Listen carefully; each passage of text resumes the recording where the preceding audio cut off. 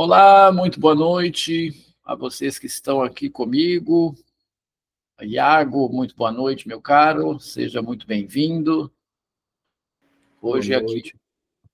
Como vai? Tudo bem? Me ouvem bem? Sim, Gustavo. Tudo ok. Muito bem. Uhum. Aqui hoje contando com alguns convidados da Nuance e do pessoal do Lacan Sem Pressa. Fafá Teixeira, seja muito bem-vinda ao nosso encontro 40 do percurso de leitura do Seminário 11 de Lacan. Percurso esse iniciado em janeiro do ano passado, como eram 4 encontros só para poder fazer um panorama do Seminário 11, mas fomos sendo capturados, o desejo foi aumentando, e éramos um grupo semanal, passamos para quinzenal, e o objetivo é aqui terminar, não importa quando, não importa com a quantidade de encontros. Então, estamos aqui trabalhando o Seminário 11 de maneira paulatina, né, trazendo aí as referências de Lacan, tentando ir e beber da fonte que ele bebe para poder fazer as suas argumentações. Às vezes, pode parecer uma audácia fazer isso, mas a gente vai tentando, né? A gente pega e vai fazendo as articulações. Lembrando sempre que é somente uma das leituras, né? Sempre convido vocês a trazerem as suas percepções, as suas visões, né? Significa que há uma leitura, né? Lacan, como falávamos aqui no bastidor, né, que não gostava de ser publicado, né? Então, nem de ser lido, né? Ele gostava de ser escutado. Então, escutemos os seminários de Lacan mais do que leiamos os seminários de Lacan, mesmo porque foram proferidas oralmente essas aulas aí, publicadas em livro por questões comerciais. Alguns autorizados, outros...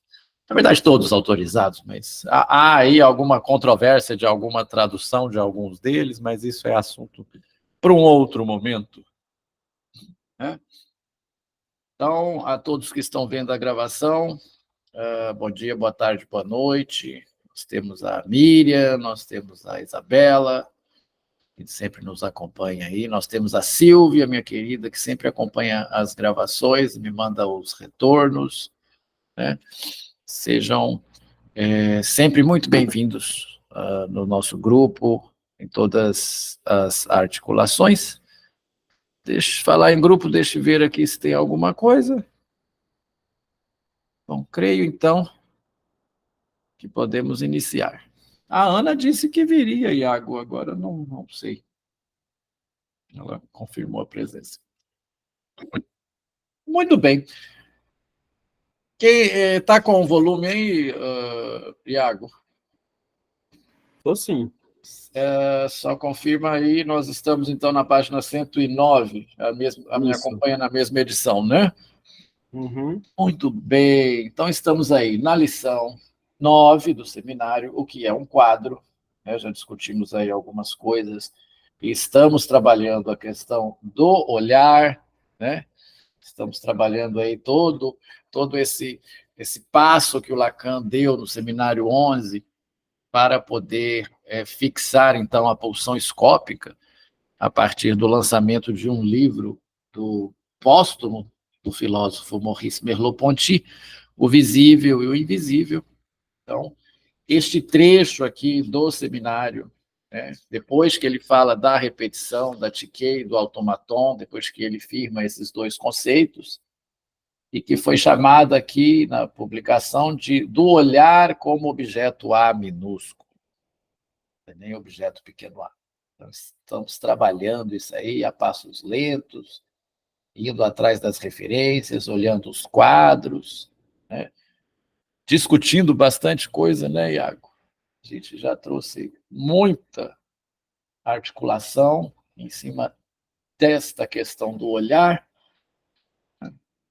Só para resgatar uma frase aqui da página 106, o objeto A no campo do visível, é o olhar. Né?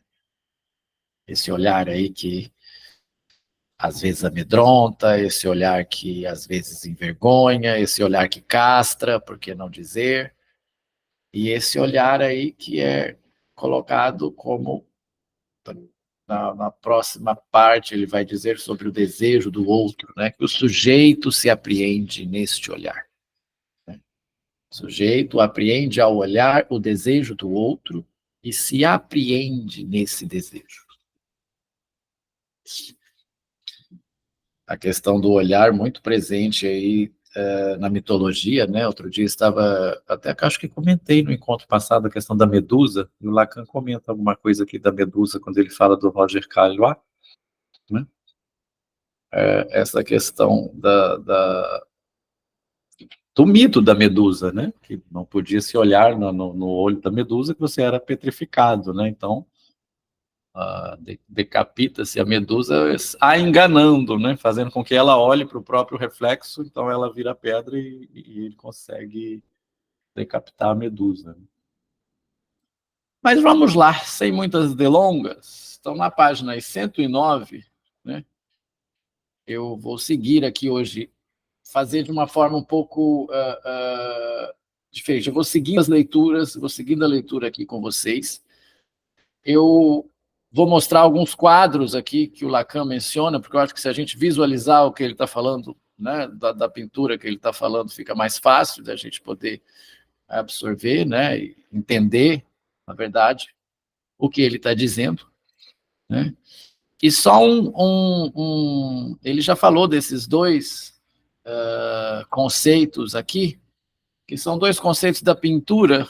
Se tivesse alguém das artes plásticas, algum pintor aqui, poderia até interagir conosco. Existem dois conceitos que ele vai citar. Ele já citou anteriormente, quando falávamos da questão da anamorfose, né? Da questão do quadro dos embaixadores. Aqui está aqui na capa, naqueles encontros que discutimos isso. O Lacan vai citar esse conceito aí do trompe-l'œil. Trompe-l'œil. Então, aqui, uma pequena definição do que seria o trompe-l'œil, né? Que é um recurso artístico empregado com a finalidade de criar uma ilusão de ótica, como indica o sentido francês da expressão tromper. O Lacan usa muito essa expressão, tromper, enganar, tropeçar, né? Então, é enganar o olho, o enganador de olho, vamos colocar assim. Né? Enganar, né? Seja pelo emprego de detalhes realistas, né? Seja, como vimos na questão do quadro dos embaixadores, pelo uso da perspectiva, né? Seja pelo uso do claro e escuro, né? A imagem representada com auxílio do trompe-l'œil cria no observador a ilusão de que ele está diante de um objeto real em 3 dimensões, e não de uma representação bidimensional. O objetivo do procedimento é, portanto, alterar a percepção de quem vê a obra. Falávamos aí, o Merleau-Ponty, né, fenomenologia da percepção, fizemos um encontro onde trabalhamos a questão da percepção, né?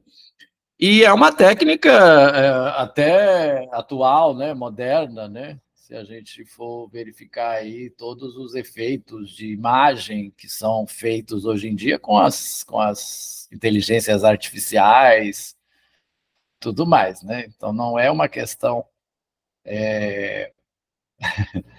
moderna, algumas artes, né, e algumas coisas que a gente vê por aí, né? Essa técnica utilizada desde a época da Grécia Antiga. Eu estou travando aqui, não estou conseguindo voltar para o Meet. Então, tem aqui alguns exemplos de trompe-l'œil, mas basta olhar para a capa do Seminário 11, basta olhar para o quadro dos embaixadores, que vamos ter aí o clássico exemplo, né, de trompe-l'œil, a questão aí da caveira. Questão aí da caveira. Eu preciso voltar para o Meet aqui. Existe alguém chamando? Estou na tela. Muito bem, voltei. Muito bem. E aí tem uma outra técnica que o Lacan vai utilizar aqui, vai citar aqui, né, que se chama «Don't regard».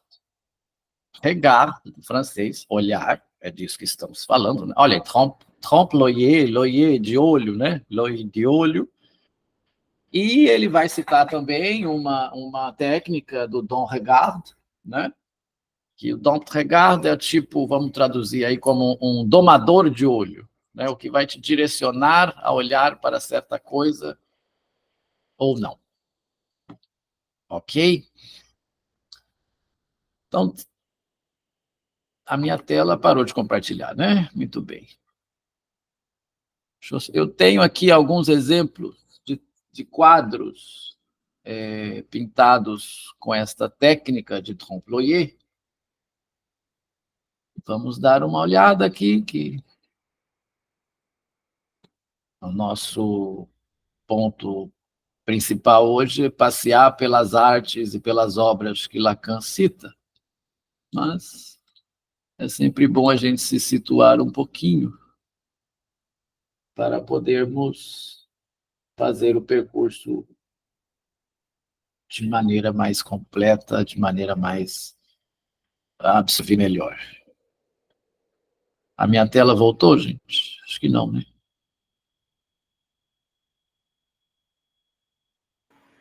Ainda não, Gustavo. Não, tá uma mensagem aqui. Estava tudo muito certinho.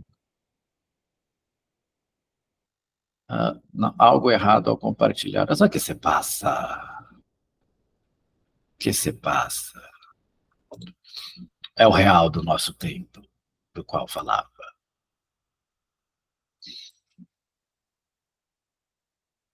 Bom,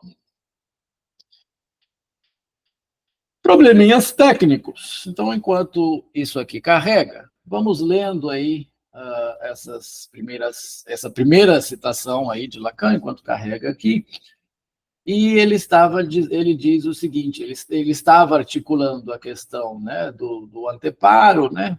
Tivemos aí até a citação muito marcante da página 107, onde ele diz que sou fotografado, né? Então sou grafado pela luz, grafado pela foto, né?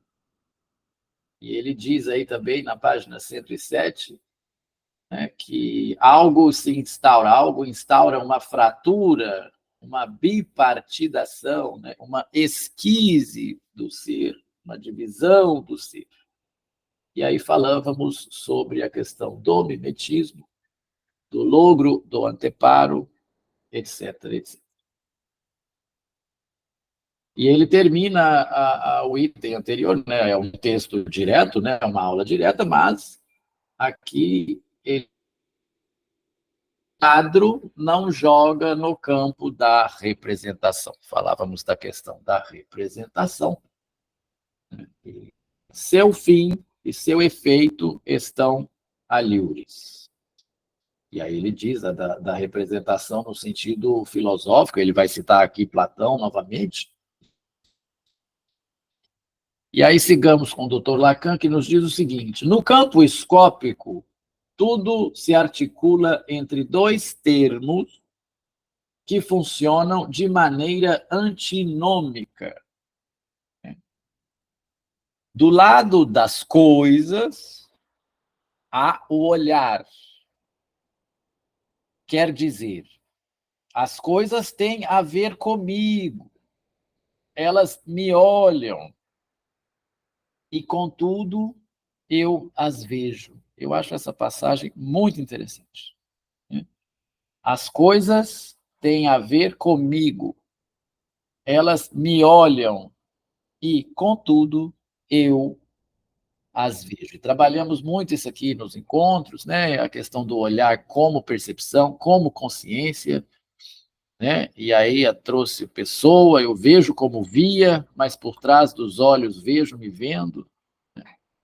A outra citação que ele fala do onivoyeurismo, né? Eu vejo de um ponto, mas em minha existência sou olhado de toda parte. E essa frase aí, né, para quem gosta de marcar, resume muito bem isso. Do lado das coisas, ao olhar, quer dizer, as coisas têm a ver comigo, elas me olham, e contudo eu as vejo. Neste sentido, é que é preciso entender a palavra martelada no Evangelho.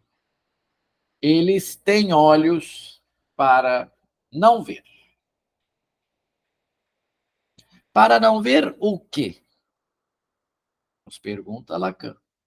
Justamente que as coisas têm a ver com eles, que elas os olham. Eu não sei se você chegou a acompanhar já, Iago, eu acho que eu citei no encontro anterior a questão da latinha, que ele faz do pescador, que fala assim, está vendo aquela latinha? Ele está no mar com o pessoal, né, mais... ele mesmo coloca isso, né, mais simples, e aí e ele vê uma latinha, né, de sardinha boiando, e o marinheiro faz uma piada, um xiste, do qual ele não gosta muito, como ele cita aqui, né? E aí ele pergunta, você está vendo aquela latinha? Ela não. Aí ele responde que sim, ele fala assim, ela não. Mas, na verdade, ele pega e diz, quando você vê alguma coisa também está olhando para você. Aquilo que você vê e aquilo que você olha. Né? Então, isso é de uma envergadura muito grande. Né? Então, o que você olha, o que você vê, o que você enxerga quando você se depara com esta questão, com esta paisagem, com esta imagem, com este outro, falava da imagem, né?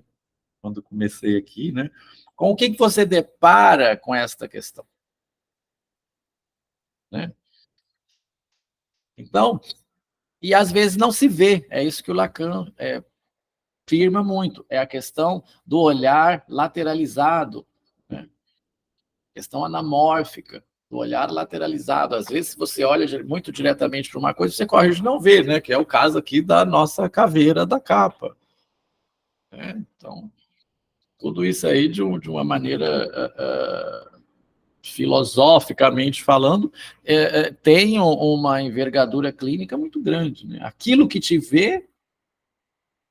você vê, perdão, aquilo que você vê e aquilo que te olha, como diz o livro do Didi Huber. Então, você se depara aí com uma paisagem que te causa um certo efeito, uma paisagem, um quadro, aqui a gente vai falar de pintura, né? Tá nessa questão do olhar, tá nessa relação do olhar do objeto. Né? Eles têm olhos para não ver. Eu acho que o que menos fazemos hoje em dia é enxergar as coisas, né? Já queremos tirar conclusões precipitadas de praticamente tudo, né? Perdemos aí a capacidade de enxergar. Os 3 segundos de tela, né? Passa para cima, passa para cima, passa para cima. E às vezes não se vê. Né? Essa questão também já foi trazida em outros encontros aqui, como que o visual hoje em dia é o imaginário, né? O visual está totalmente no campo do imaginário, essa questão do Instagram e das redes sociais é totalmente no campo do imaginário. Né? O Iago está muito bem, ó, ele está postando lá, que ele está lá em Paris, sei lá onde. Eu estou aqui, né? Essa vidinha minha, que coisa, ó céus, ó vida, ó azar. Né? Cria muito esse campo do imaginário. Né? Muito bem. Seguindo aqui com Lacan, é este o motivo por que fiz entrar a pintura em nosso campo de exploração pela portinha que nos dava Roger Caillois. Todo mundo percebeu da última vez que tive um lapso chamando René. Deus sabe por quê. Fazendo notar que o mimetismo é, sem dúvida, o equivalente da função que no homem se exerce pela pintura. Então, toda aquela digressão a respeito do mimetismo, né, dos animais que se camuflam e tudo mais, para fazer uma analogia. Não é de modo algum oportunidade para nós fazermos aqui a psicanálise do pintor, sempre tão escorregadia, escabrosa, e que provoca sempre no ouvinte uma reação de pudor. Também não se trata de crítica da pintura, e, no entanto, alguém que me é próximo e cujas apreciações contam muito para mim, me disse ter se incomodado de que eu abordasse algo que parecesse com isso. Comentário, esses trechos irônicos dele, eu acho fantástico. Certamente, aí está o perigo, e tentarei fazer com que não haja, quanto a isso, a menor confusão. Se considerarmos todas as modulações que impuseram à pintura as variações, no curso do tempo, da estrutura subjetivante, é claro que nenhuma fórmula permite ajuntar essas visadas, esses ardis, esses truques infinitamente diversos. Vocês viram bem, aliás, da última vez, que, depois de ter formulado que na pintura, ao dompte regard, ou seja, o domador de olho, quer dizer que aquele que olha é sempre levado pela pintura a depor seu olhar. Então, aquele que olha é sempre levado pela pintura, pelo que ele está vendo, a depor seu olhar. Então, a olhar em certa direção, a ver aquilo. Né? Isso aí é o engano. Né? Isso aí é o engano, porque direciona-se o olhar para alguma coisa, basta voltar aqui nos embaixadores e ver. Você presta atenção nas duas figuras, você presta muita atenção no que está atrás, mas o que está aqui... Tanto é, né, Iago, que eu perguntei a você, né? Você sempre faz a experiência. E depois que você acha que você sabe o que é, você não vai desviar o olhar mais, né? Então, a questão do trompe-l'œil, ela está presente aqui. Você veja que são objetos que parecem tridimensionais. E um relato aqui para vocês. A queridíssima Helena Lima, que alguns de vocês devem conhecer, analista de São Paulo, professora da USP, me mandou algumas fotos do que foi a Londres, me mandou algumas fotos. E o quadro é pequeno, gente. O quadro não é grande. Lacan coloca que o quadro fica numa sala da National Gallery e você tem que se distanciar dele para ver. Ele dá uma impressão, assim, Lacan diz isso, né? Mas ele está exagerando. O quadro é bem pequeno. O quadro é bem pequeno. Eu confesso que quando ela me mostrou a foto dele mesmo, eu fiquei um pouco decepcionado, né? Pelo tamanho do quadro. Mas então é essa coisa, ó, aquele que olha é sempre levado pela pintura a depor seu olhar.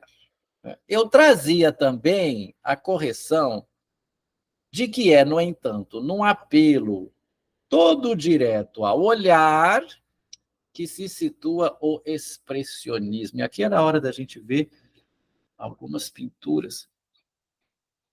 Eu vou tentar compartilhar aqui novamente. Se não der, eu farei o experimento de... Eu vou sair da sala e retorno. Eu acho que se vocês não saírem e se eu não encerrar para todos, a gravação permanece. Vou fazer o experimento. Está dando alguma incompatibilidade aqui. Agora, que era o momento da gente pegar e ver essas obras de arte que ele cita aqui, para a gente poder compreender melhor. Vamos ver se vai funcionar.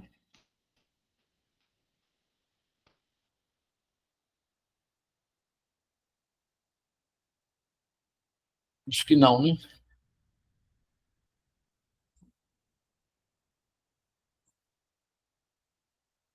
Creio que não.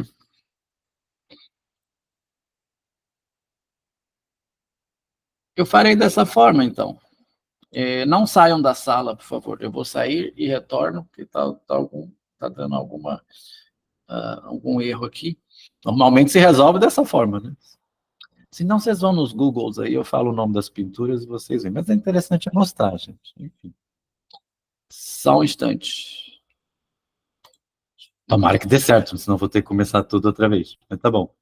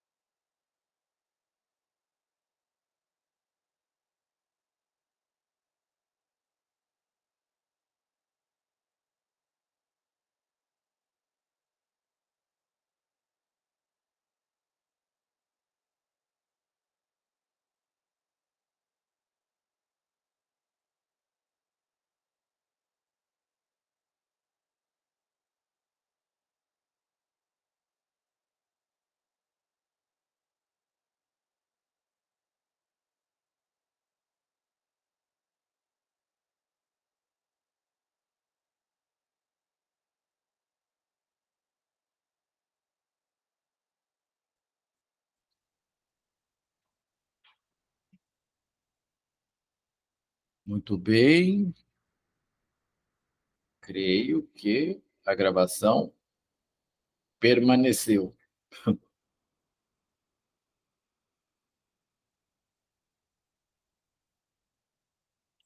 Darei agora a apresentar a tela.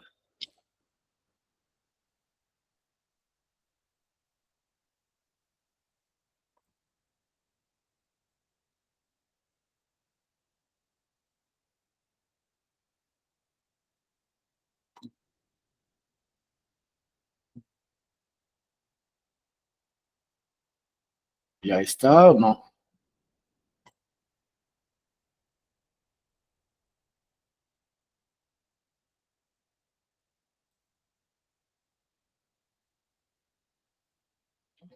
Vamos ver.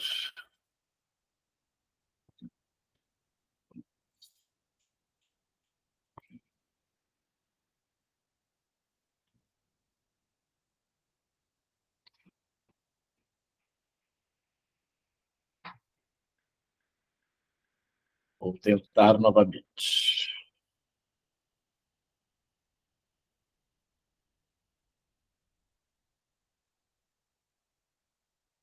Não consigo. Não consigo entender o porquê. Não compartilha, não é possível compartilhar a sua tela. Bom, vamos trabalhando aí da forma que conseguirmos, né? É uma questão de visualizar, né? A questão do expressionismo, né? Do movimento expressionista, e aí ele cita três pintores importantes aqui, que eu gostaria de compartilhar com vocês, né? Mas eu não estou conseguindo. Ele cita o Munch, vocês podem ver aí a pintura mais famosa dele, que se chama O Grito, né? O Grito do Munch, né? Ele vai citar o James Ensor também, que vocês podem verificar aqui a pintura dele que se chama, do Munch também tem uma pintura que chama Melancolia, né? A do Ensor, né? Que é uma, eu aqui não vou saber nomear para vocês, mas é uma figura que tem várias pessoas com cabeças de porcos, elas têm figuras suínas no lugar do rosto, então é uma questão que é o expressionismo, né? E ele vai citar também, esse eu acho bem interessante, foi um que até que me prendeu durante a minha pesquisa para colocar essas telas aqui para vocês, que eu achei bem interessante, que é o Alfred Kuban, né? Então, o que o Lacan está dizendo aqui? Para aqueles que hesitariam, vamos voltar ao que ele estava dizendo, né? A correção é de que, no entanto, num apelo todo direto ao olhar que se situa no expressionismo. Então, no expressionismo não há o tipo de relação que há, né? Porque o olhar engana em outros movimentos. Para aqueles que hesitariam, encarno o que quero dizer.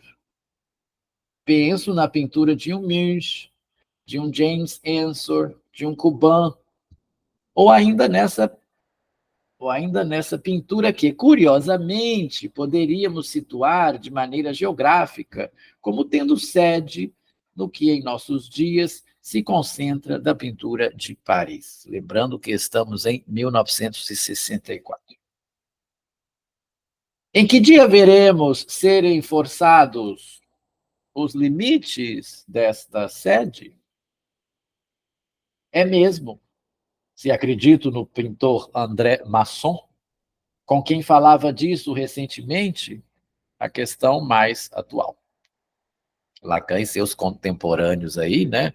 A Paris efervescente de 64, né? Aí o imaginário funciona, né? Devia ser uma coisa louca. Pois bem, indicar referências como essas não é de modo algum entrar no jogo histórico, movente, da crítica, ao qual tenta sacar qual seja a função da pintura num dado momento, em tal autor ou em tal tempo.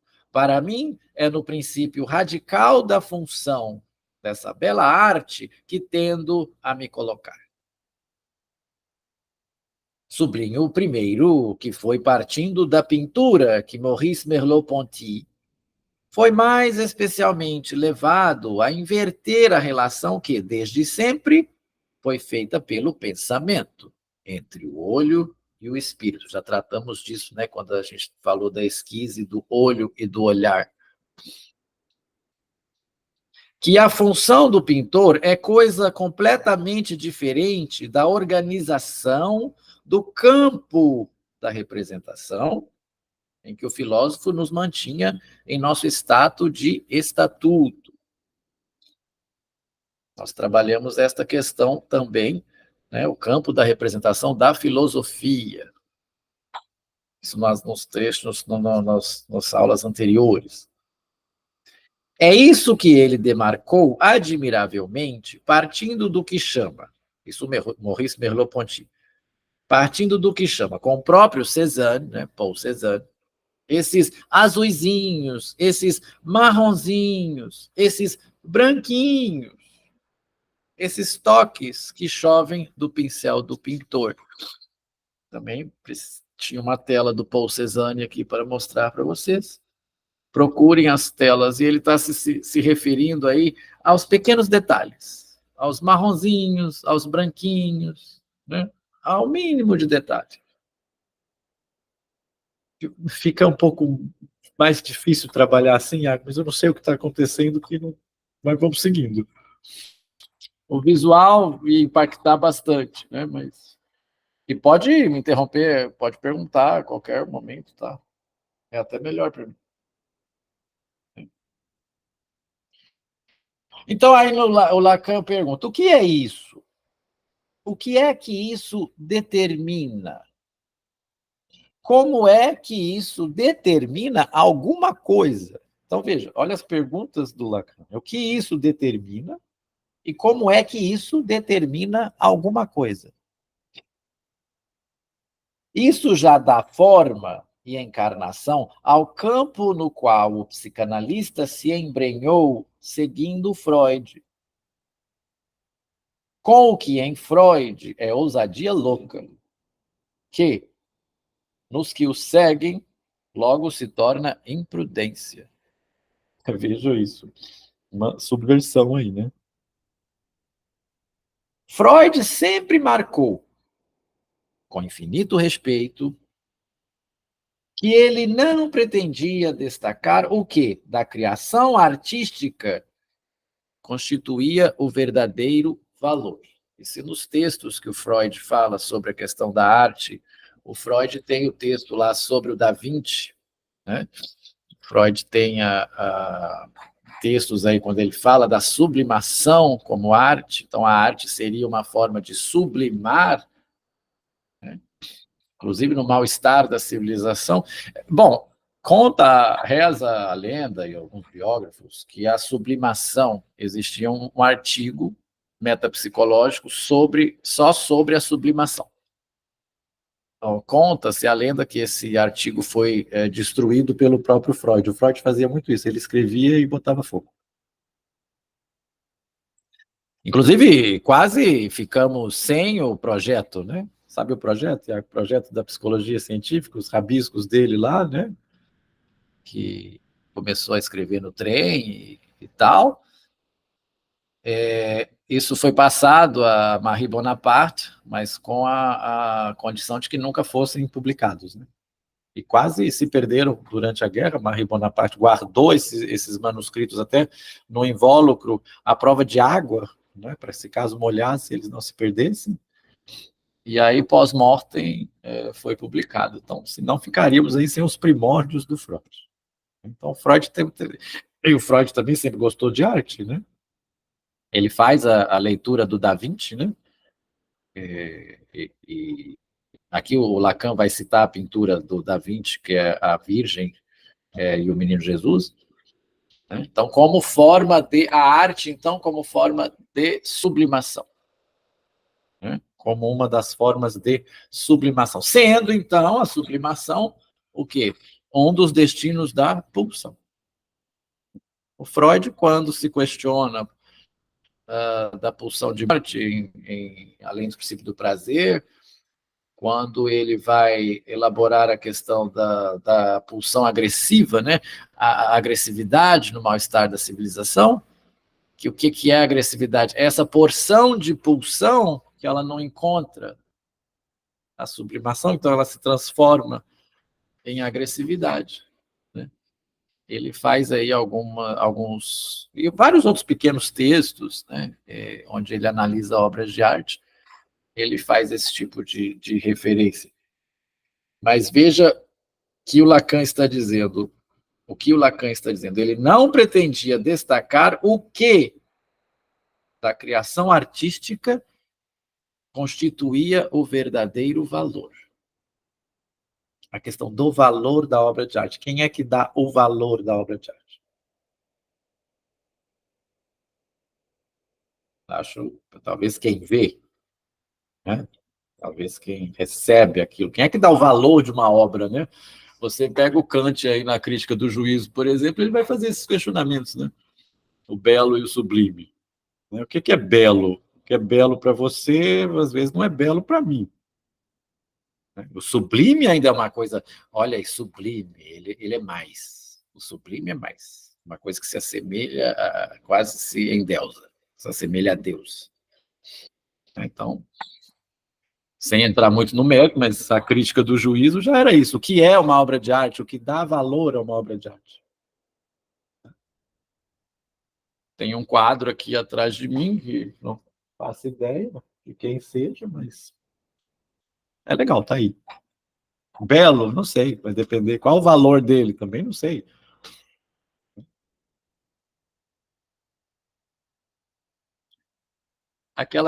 Falei de Freud aí, mas por exemplo, muitos dos pintores, por exemplo, eles só recebem o reconhecimento praticamente pós-mortem, né? Van Gogh, por exemplo, pintou várias telas que depois destruiu, né? Tem um pintor americano que eu gosto muito que chama Pollock, tem até um filme com o Ed Harris a respeito, que eu recomendo muitíssimo. Ele pintava quadros assim no chão, né, painéis mais modernos assim no chão, jogava tinta e saía espalhando. É aquela coisa que você olha e brinca, né? Até uma criança de primário faria uma coisa dessa, mas não é bem por aí, né? E não eram reconhecidos, né? Não foram reconhecidos. Então, No que concerne aos pintores, continua Lacan, assim como aos poetas, há uma linha na qual ele para sua apreciação. Ele não pode dizer,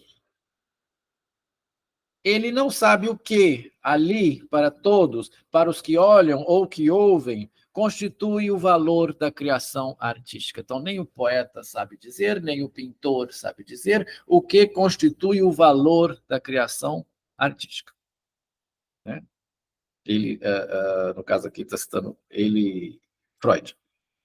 Né? Contudo, quando ele, Freud, estuda Leonardo, digamos, para irmos depressa, que ele procura achar a função que teve em sua criação, sua fantasia original. Sua relação a essas duas mães que ele vê figuradas no quadro do Louvre ou no esboço de Londres, por esse corpo duplo, enxertado no nível da cintura, que parece desabrochar de uma mistura de pernas na base. É o quadro que eu estava dizendo, que eu ia mostrar para vocês, que é a Virgem e o Menino Jesus. Eu mando para vocês depois. É nesta via que temos que procurar? Nos pergunta Lacan. Ou devemos ver o princípio da criação artística no fato de que ela extrairia, lembrem-se como eu traduzo Vorstellung representant, esse algo que toma o lugar da representação.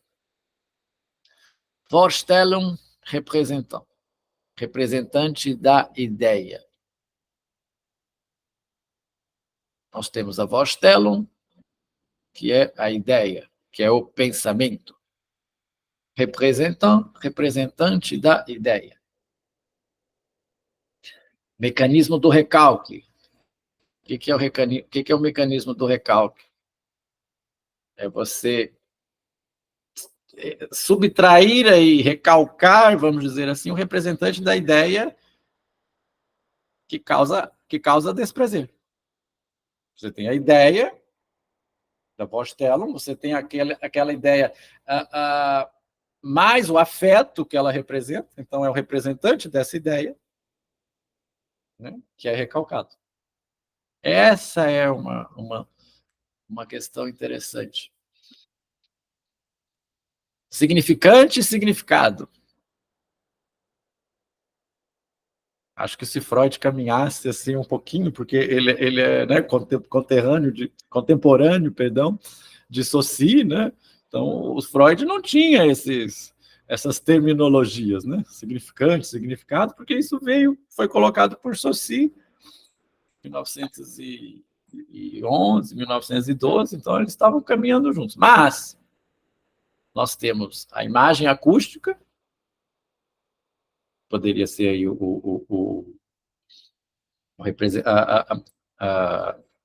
pode ser o Vorstellung, a ideia, né? Casa, por exemplo, é uma imagem acústica. Você escuta a casa, então a gente é falante de uma mesma língua, a gente divide o mesmo código. Ao escutar casa, você vai chegar numa casa. Só que não é a mesma casa para todo mundo, é essa subversão que Lacan faz, quando ele coloca a supremacia do significante, não do significado. Mas eu só estou fazendo isso para ver o que essa Vorstellung representa. Nós temos a ideia e o representante da ideia. Para Platão, na filosofia platônica, existia o mundo das ideias. Tudo que existe no mundo físico, primeiro tem que existir no mundo das ideias. Então, se existe um cavalo aqui, é porque este cavalo existe no mundo das ideias. Filosofia, eu recomendo um livro que eu li. Estava no colégio, na quinta, sexta série, mas nunca esqueci, sempre que eu falo dessa questão do mundo das ideias, meio assim, dessa forma, O Mundo de Sofia. Já ouviram falar do Mundo de Sofia? É um livro... Ele conta a história da filosofia, desde a filosofia antiga até a filosofia moderna, mas de uma maneira bem interessante. É uma menina que vai recebendo cartas de um filósofo, E enquanto ela lê essas cartas, ela vai descobrindo algumas coisas interessantes. Você tem uma outra historinha por trás aí. Aí a pergunta que é, então, existe um unicórnio? Existe unicórnio? Não existe unicórnio no mundo real, mas existe unicórnio no mundo das ideias, porque alguém já pensou nesta junção. Ele vai dizer um pouco de Platão aqui, acho que ele vai se remeter a isso. Eu sei que esse trecho é um pouco pesado, e para completar, não estou conseguindo compartilhar as telas com vocês, mas vamos seguindo. Vou voltar aqui, ó. Devemos ver o princípio da criação artística no fato de que ela extrairia esse algo que toma o lugar da representação? Será a isso que conduzo vocês ao distinguir o quadro daquilo que é a representação? Então, ele está nos perguntando o que é um quadro. Então, olhar e olho, né? Nós tínhamos sujeito da representação e quadro, se lembrarem bem do triângulo, está colocando esse ponto. E aí ele mesmo responde. Olha assim, ele faz a pergunta e ele mesmo responde. Certamente que não.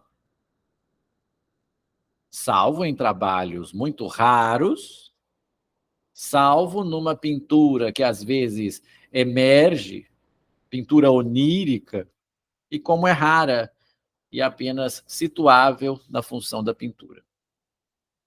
Talvez esteja aí, aliás, o limite em que teríamos que designar o que chamamos arte psicopatológica.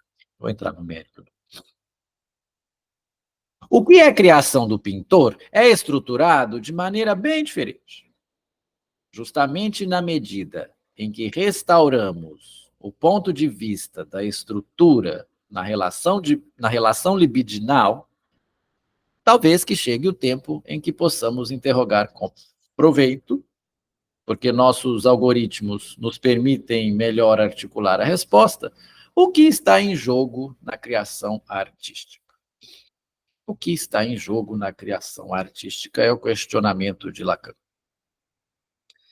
Trata-se para nós da criação como Freud a designa. Quer dizer, como sublimação, como eu havia dito, né? Então a criação para Freud é sublimação, e do valor que ela ganha num campo social. Vamos ver o valor que esta obra, o valor que esta arte ganha num campo social. Sigamos o raciocínio. De maneira ao mesmo tempo vaga e precisa, e que só diz respeito ao sucesso da obra, Freud formula que, se uma criação do desejo, pura no nível do pintor, ganha valor comercial, gratificação, que podemos também qualificar de secundária, é porque seu efeito tem algo de aproveitável para a sociedade. Para o que da sociedade entra no seu lance.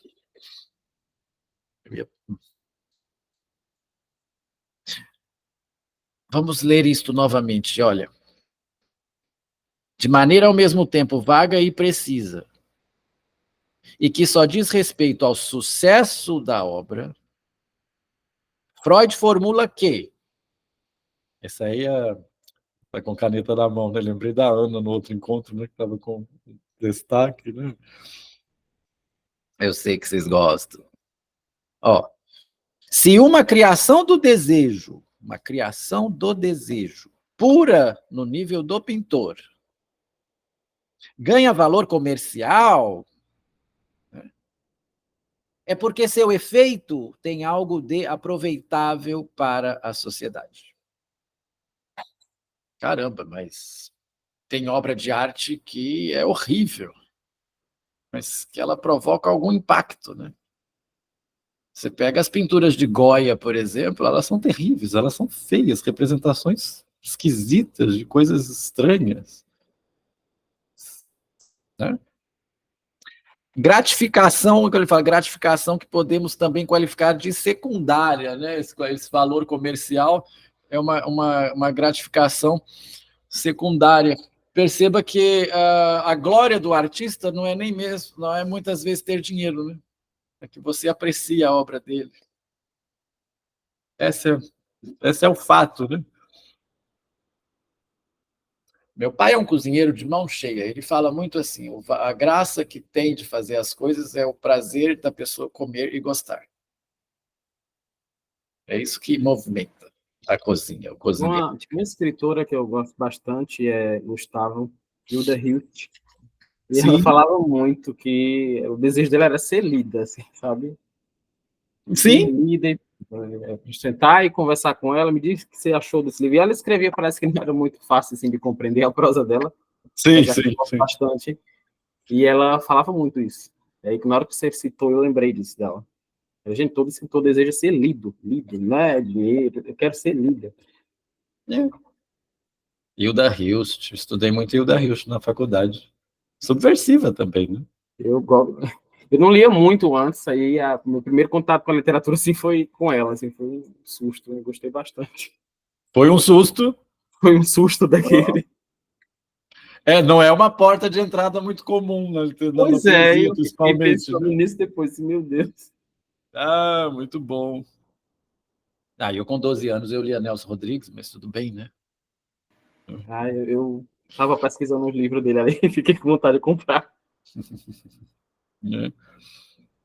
Eu falo como autor que sou, como escritor que sou, e eu lancei meu livro agora, 2022, que são 4 peças de teatro que eu escrevi há 24 anos, 23 anos atrás, no final do século passado. Olha que estranho dizer isso, né? Mas que ficaram assim, esperando, né? Por que não publica, vai, e chegou o momento, né? Uma vez eu estava conversando a respeito de sublimação e disseram que a obra ela só pode ser considerada sublimação quando ela vai a público, né? Justamente por essa questão do público dar o valor que está sendo falado aqui. Senão ela fica alguma coisa para você, pode ser um efeito de catarse. Estava escutando um seminário a respeito de sublimação e foi falado isso, não me lembro de quem. Eu pensei, bom, pode ser, né? Agora vai ver por que as barreiras que interditavam eu não querer ser lido, né? Bom, Sim. aí a gente leva para análise da gente, né? Mas a gente quer ser lido. Eu escrevo um artigo, eu quero que ele seja lido. Senão, não. Para que eu vou escrever? É triste. Se eu preparo uma aula, eu quero que ela seja assistida, eu quero que ela seja comentada, eu quero que ela seja falada. Um pouquinho de narcisismo? Tá, talvez. A gente professor é um pouquinho narcisista, aliás, totalmente narcisista. Professor é narcisista, não é? Sim. Falava com você mais cedo a questão da imagem, mas porque essa tecnologia nos obriga a ficarmos nos olhando, né? Nós estamos falando do olhar, mas... professor é narcisista. Quer coisa mais narcísica do que dar aula? Você está num palco, vamos dizer assim, que é a sala de aula, falando, se a plateia que está ali não te escuta, né? Porque acontece muito, né? Na escola não regular, por isso tem que... O ator tem muito isso de narcísico, mais ou menos a mesma coisa. O ver e o ser visto. Essa relação do olhar, essa relação escópica da qual a gente está dizendo, né? Porque eu estou aqui pondo a minha cara tapa para vocês, na psicanálise a gente sabe que é um movimento diferente, mas que funciona também para a educação. Inclusive está uma live no ESP a respeito disso, bem interessante, a respeito da relação da psicanálise com a educação, porque o fenômeno da transferência ela acontece também na educação. Sim, com certeza, Gustavo. Né? Trabalho na educação também, vejo isso. Você também está na área, né? Então, a questão da transferência, ela acontece na educação também, né? Você é professor também, né? Sim, trabalho em escola, no ensino infantil. E eu falando isso e nem me atinei, você me falou no encontro passado, que ainda é pior, vamos dizer assim, no sentido da atenção, né? Pior que eu falo assim, no sentido de demanda uma carga libidinal Muito. bem maior, né? Que te demanda até uma transferência muito, porque se a criança não gosta de você, ela não gosta de você e pronto, Nossa. na verdade. Vai saber o porquê, né? Talvez porque tem algum fator aí. Até eu tinha um aluno que eu trabalhava no CCA, trabalhei no CCA há muitos anos, não é comercial falar, e amo até hoje. Aí eu não dava aula para criança, eu nunca tive essa habilidade de trabalhar com criança. Mas fui convocado e tinha uma aluna de, vou colocar 7, 8 anos, não me lembro, um aluno, perdão, que ele me via, ele começava a chorar. Nunca fiz nada com ele. Né? Era uma reação espontânea. Ele me via e começava a chorar, e começava a chorar. Eu não sabia absolutamente nada de psicanálise na época. Né? Ficava, né, complicado aquilo. E aí depois foi se descobrir com a psicóloga da escola lá, que era por causa da minha barba.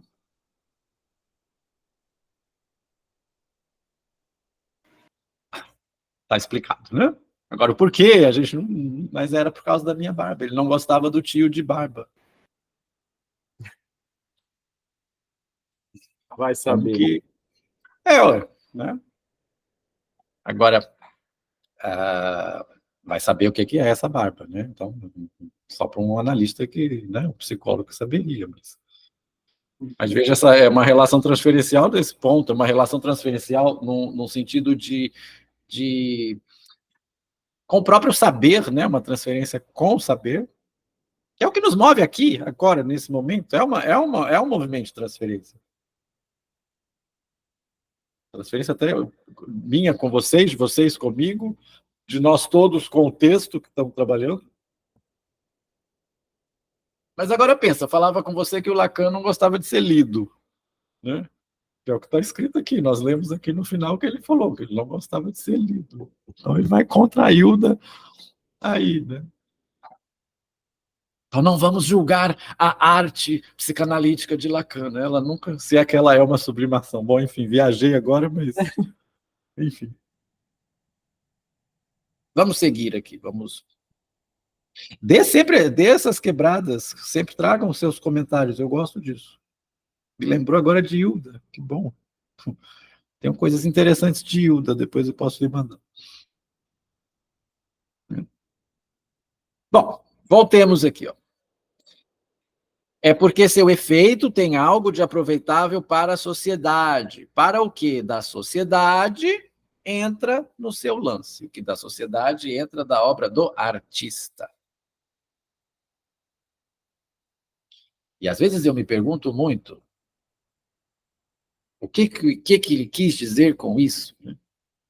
A gente se pergunta, o que fulano quis dizer com esta pintura? O que Beltrano quis dizer? Às vezes ele não quis dizer nada. Não quis dizer nada. Isso no campo da fala, né? O que o analista quis dizer isso? Não, se você fala o que o analista quis dizer, você encerra a questão. Você não está no nível da compreensão. Sim. Porque me perguntaram o que eu quis dizer com a personagem, porque são 4 peças de teatro e todas elas já tem alguma coisa de psicanálise presente sem eu saber. Olha que depois eu fui olhar isso e falei, olha que interessante. Já começar pelos nomes, é cotidiano. Deixa eu ver, meu livro está lá dentro.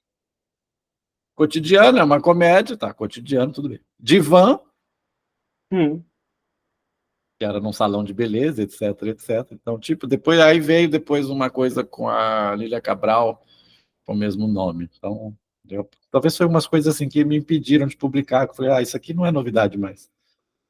E tem um que chama Loucura.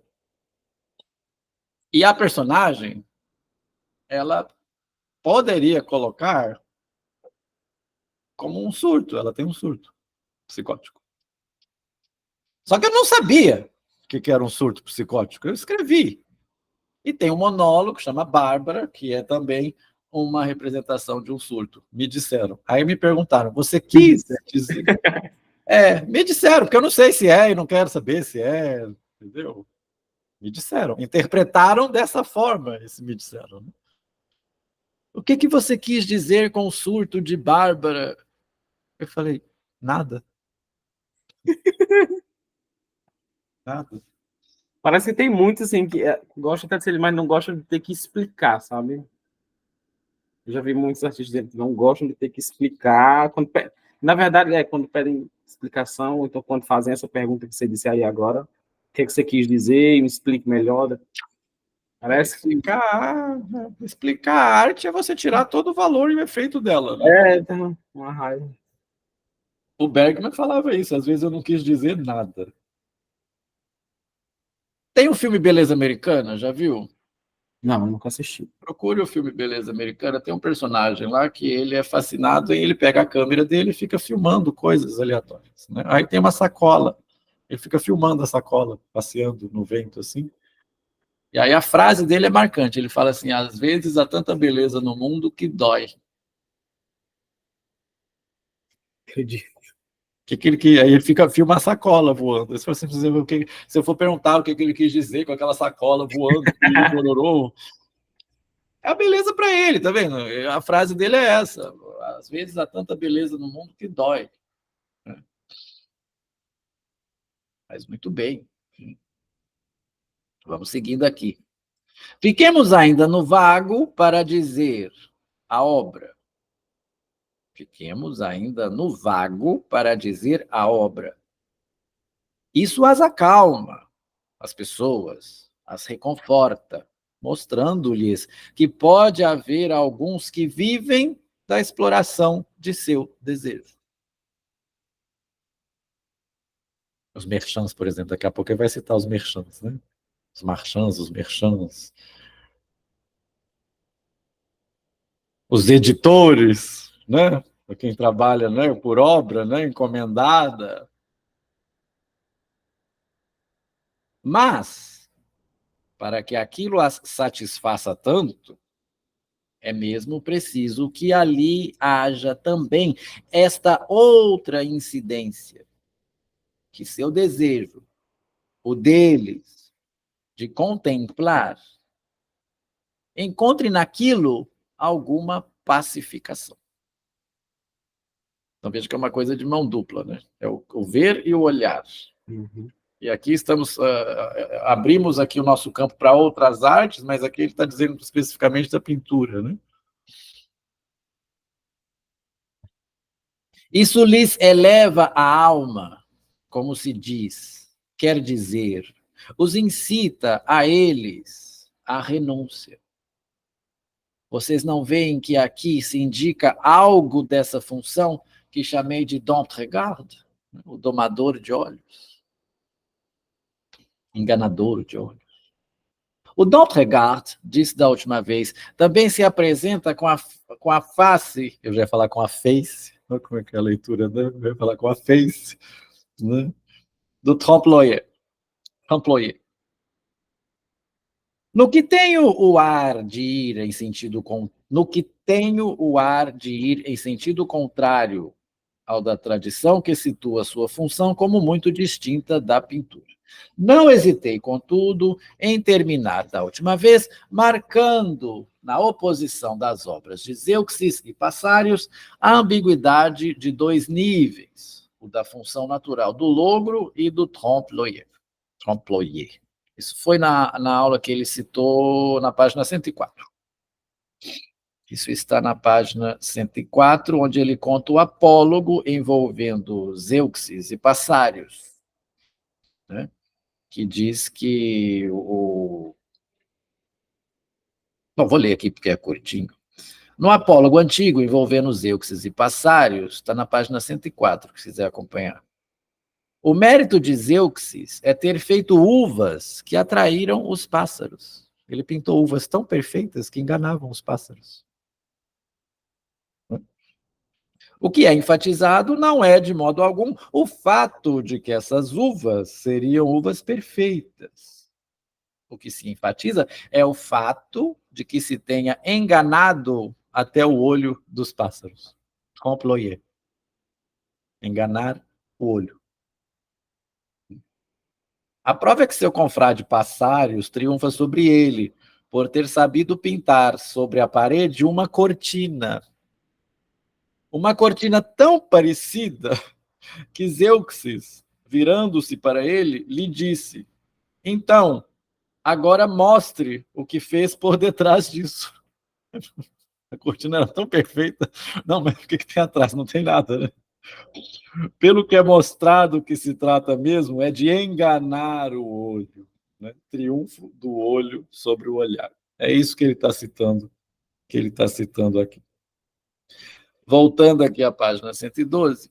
Se os pássaros se precipitaram sobre a superfície em que Zeuxis havia indicado seus toques, tomando o quadro por uvas a serem picadas, observemos que o sucesso de tal empresa não implica em nada de as uvas serem admiravelmente reproduzidas, tal como as que podemos ver na cesta que segura o Baco de Caravaggio nos Uffizi. É outro quadro, tá? O Baco, também era para mostrar para vocês, mas...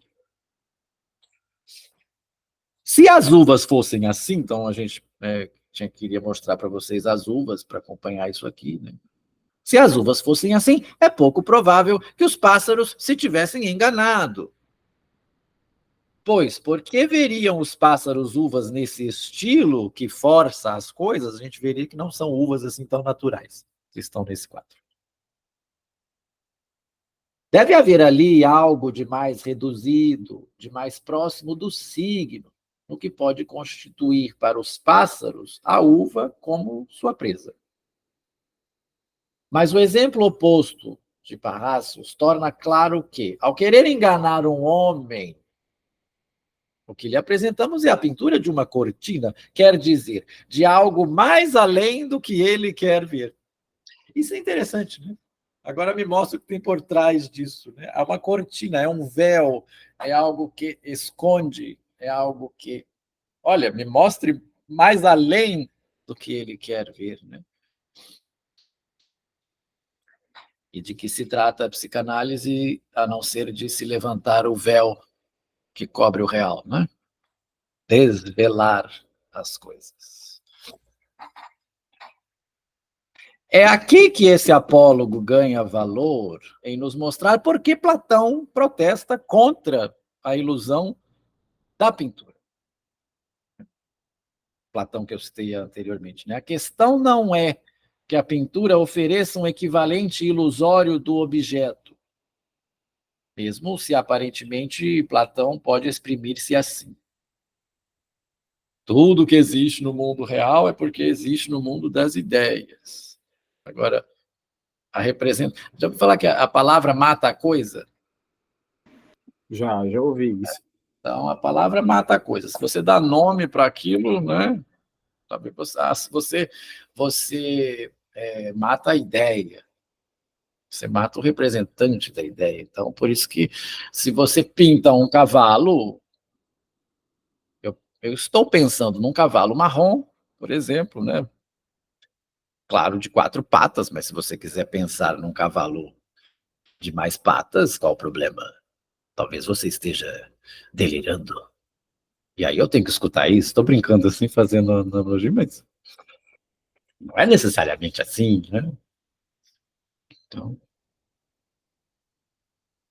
a questão da coisa, né? A questão da coisa é outra história. É que o trompe-l'œil, eu sempre tenho problema de falar essa palavra, trompe-l'œil, da pintura se dá por coisa diferente do que ele é. O que é que nos seduz e nos satisfaz do trompe-l'œil? Então, gostamos de ser enganados. O que que nos seduz? Por que gostamos de ser enganados? Pelo olhar nas pinturas. Né?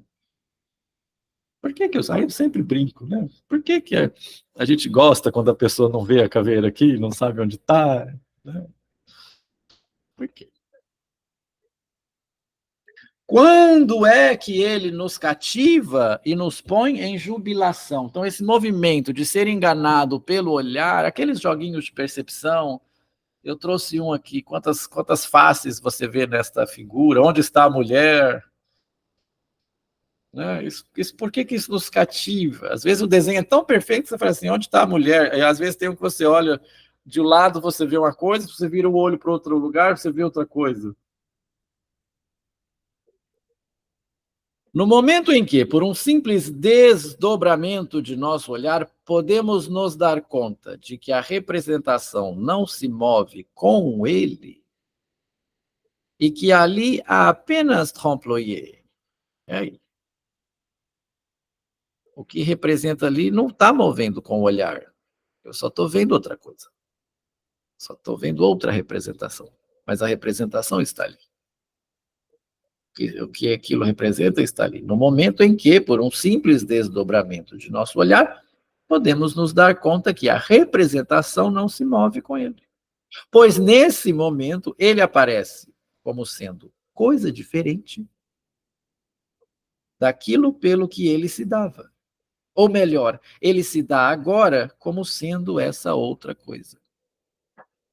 Eu vejo a parede pintada com uma cortina e pergunto o que tem atrás dela.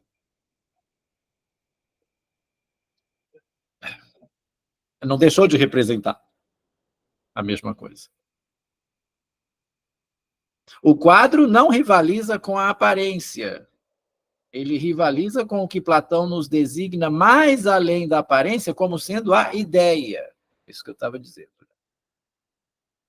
É porque o quadro é essa aparência que diz que ela é e o que dá aparência.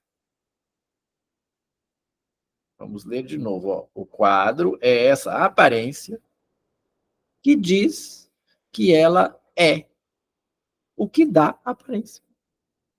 O quadro é a aparência que diz que é o que dá essa aparência. Que Platão se insurge contra a pintura como contra uma atividade rival da sua. Então, a pintura ela é rival da filosofia.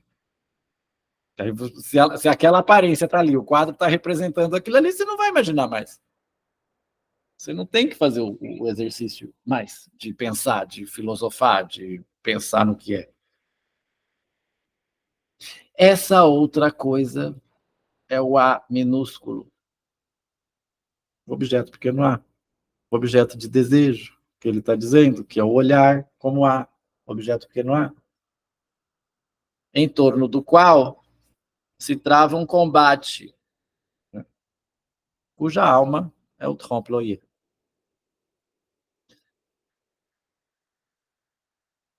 Posso ir mais adiante de alguns parágrafos?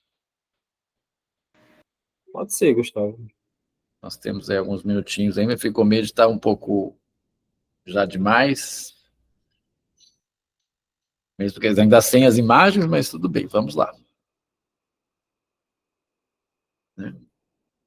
Então, veja que interessante, essa outra coisa é o A minúsculo.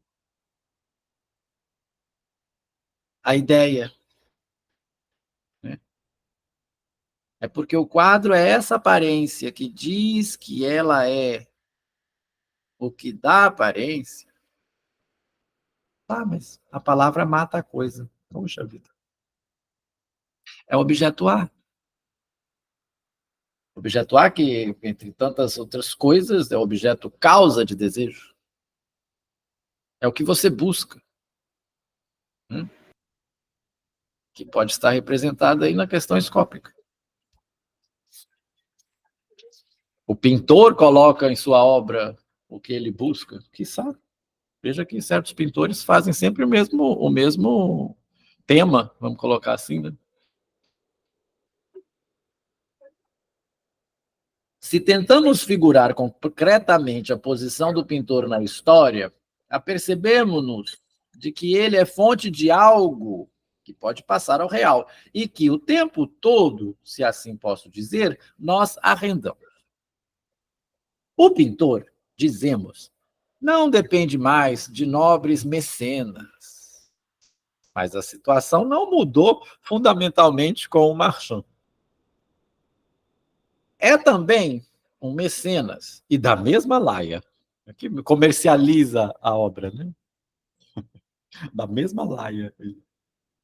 Antes do nobre mecenas, era a instituição religiosa que dava o que fazer com a imagem santa. Há sempre uma sociedade arrendatária do pintor, e sempre trata-se do objeto pequeno A. Ou melhor, de reduzi-lo. O que, a um certo nível, pode lhes parecer mítico. Reduzi-lo a quê? A um pequeno A com o qual isto é verdadeiro em último termo, é o pintor, enquanto criador, que dialoga. Reduzir o objeto A, que é o desejo do pintor, é o olhar do pintor com que ele coloca na tela. Estamos falando aqui do valor, não é? Nós estamos falando do valor da obra de arte como sublimação. Aí eu citei até anteriormente os marchands, né, que ele cita os mecenas, né? E antigamente era a instituição religiosa que, né, os quadros, os afrescos maravilhosos, né, da Itália, Capela Sistina, né, todo esse movimento era provocado pela igreja, que dava trabalho para os pintores, né? Mas ele fala que há sempre uma sociedade arrendatária do pintor, né? E que trata de reduzir o objeto A. Mas é bem mais instrutivo ver como o A funciona em sua repercussão social. Os ícones, o Cristo triunfante da abóbada de Dafne, ou os admiráveis mosaicos bizantinos, têm manifestamente por efeito manter-se sob o olhar. Poderíamos parar aí, mas isso não seria sacar verdadeiramente o motivo que faz com que um pintor se engaje em fazer este ícone e o para que ele serve ao nos ser apresentado. Há olhar lá dentro, certamente, mas ele vem de mais longe. Eu coloquei isso aqui no slide como uma citação. O que constitui o valor do ícone é que o Deus que ele representa, também ele o olha. Supõe-se que ele agrada a Deus. O artista opera neste nível no plano sacrificial, jogando com o fato de existirem coisas, aqui, imagens, que podem despertar o desejo de Deus. Forte isso, não?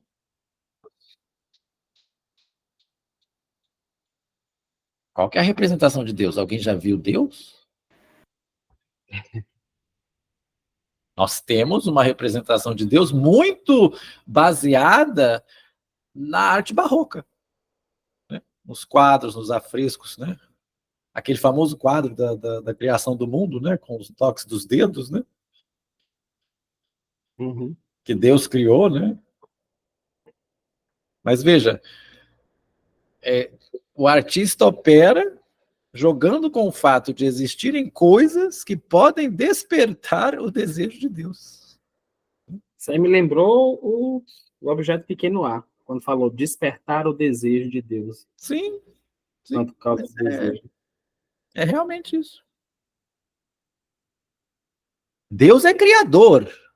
Aliás, por criar certas imagens.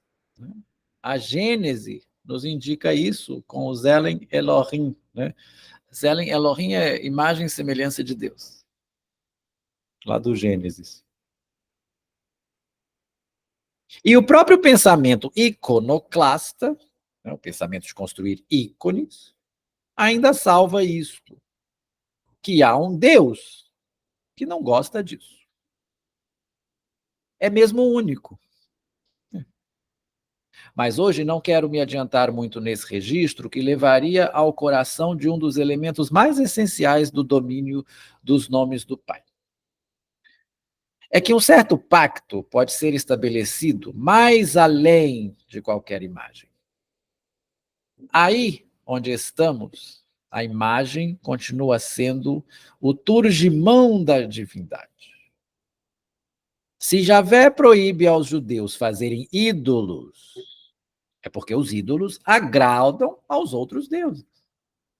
Não construirás imagem. Eu recomendo a leitura de Moisés e o monoteísmo, de Freud, nesse ponto.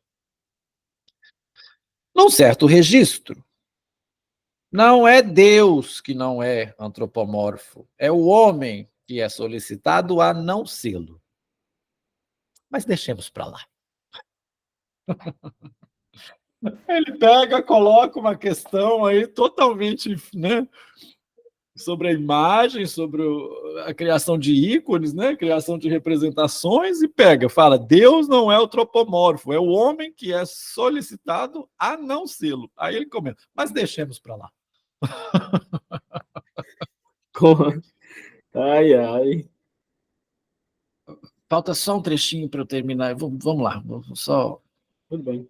Passemos à etapa seguinte, que chamarei comunal. Partamos para o salão do Palácio dos Doges, onde está pintado todo tipo de batalhas, de Lepanto ou de outra parte. A função social, que já esboça ao nível religioso, se faz ver bem ali. No encontro que vem, eu mostro as obras para vocês. Então, essa batalha de Lepanto, tem a batalha embaixo e tem em cima, como se fosse os deuses organizando o que está acontecendo lá embaixo. Tá?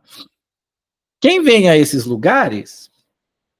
Aqueles que compõem o que Hertz chama os povos. E o que é que os povos veem nessas vastas combinações? Olha, o olhar das pessoas, que, quando eles não estão lá, deliberam nesta sala. Por trás do quadro, é o olhar delas que está lá. Por trás de um quadro, o que tem? É o olhar de quem, né, está lá. Vocês veem, podemos dizer que sempre está cheio de olhares lá detrás. Nada de novo é introduzido a esse respeito pela época que André Malraux distingue como moderna. Essa em que vem a dominar o que ele chama o monstro incomparável. Isto é, o olhar do pintor, que pretende impor-se como sendo apenas ele o olhar. Veja, o olhar do pintor, que pretende impor-se como sendo apenas ele, apenas o olhar do pintor, o olhar. Sempre houve olhar lá detrás. Então, sempre há outros olhares atrás deste olhar. Porém, aí que está o ponto mais sutil. Esse olhar, de onde ele vem? De onde isso vem? Se eu tenho alguma chance, a noite vai dizer. Não, me lembrei de Zizi Posse agora com essa pergunta. Muito bem, creio que não da forma desejada e planejada, mas cumpri a tarefa de hoje. Eu vou mandar os slides e vocês podem ver as imagens. E no encontro próximo, a gente termina esta parte, finalmente, onde o Lacan vai... Eu vou trazer uma citação do Quinet também, onde o Lacan vai falar a questão do dar-se a ver, e aí se encerra esta parte, vamos para a questão da transferência e da pulsão, que vai voltar com esta questão do olhar, né? Nesse trecho importante aí do Seminário 11, que coloca aí a questão do olhar, né? A pulsão escópica e a pulsão invocante, tem um pouco disso no Seminário 10, mas aqui é o ponto onde o Lacan coloca isso, então, como parte da teoria. Então, o olho como objeto pequeno a. Né? Objeto pequeno a, que é esse causa de desejo. Objeto pequeno a, que é o pivô da análise, como o próprio Lacan fala em Radiofonia. O que é objeto pequeno a? É várias coisas e, ao mesmo tempo, não é nada.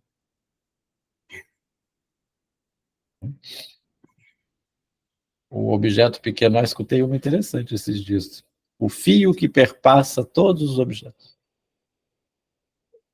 Jesus. Imagina imagina um colar.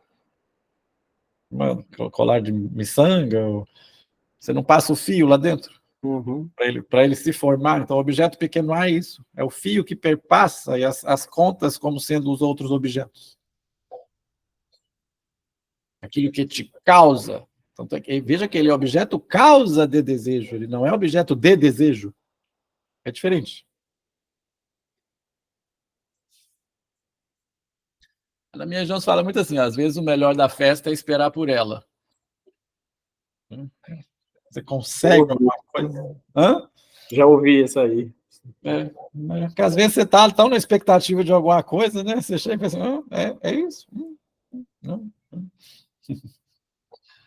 É o objeto causa de desejo, é o que estamos sempre buscando e que nunca encontraremos. É pessimista pensar assim? Não sei. Fica a pergunta, né?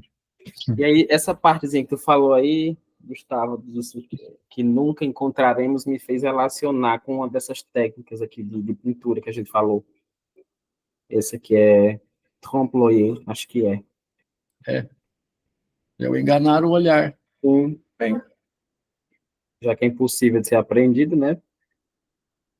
Exatamente. Tem uma questão, eu vou até levantar aqui, que é o ponto, está na página 115, o desejo do homem é o desejo do outro.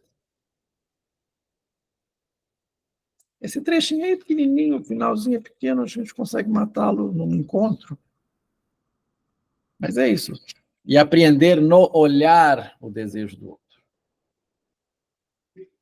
Né? Não se esqueça a citação, né? Eu já trouxe, já falei. Né? O sujeito apreende ao olhar o desejo do outro e se apreende nesse desejo.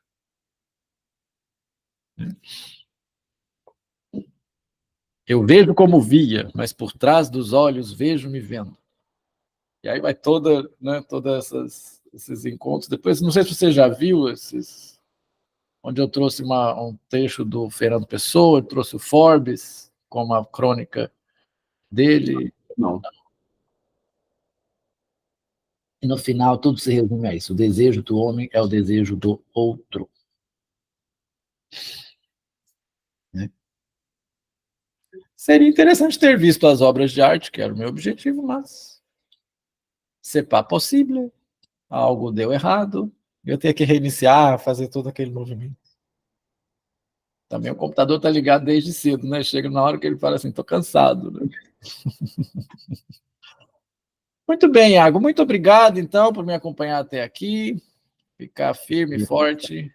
Espero que reverbere, né? Que faça articulações. Nos vemos aqui, então, na próxima terça-feira, que é o nosso próximo encontro, para terminarmos essas elaborações. A quem está vendo a gravação, um abraço a vocês todos, a Ana, a Miriam, Isabela. E tem Isabel e tem Isabela. Então aí fica assim, né? Essa questão de falar nome, Silvia, essa questão de falar nome é assim, se você não fala um, você se complica, né? Enfim. Momento radiofônico da transmissão. Então tá bom. Um abraço a todos. Obrigado, Iago. Bom descanso. Um abraço. Valeu, Gustavo. Estamos falando. Tchau, tchau.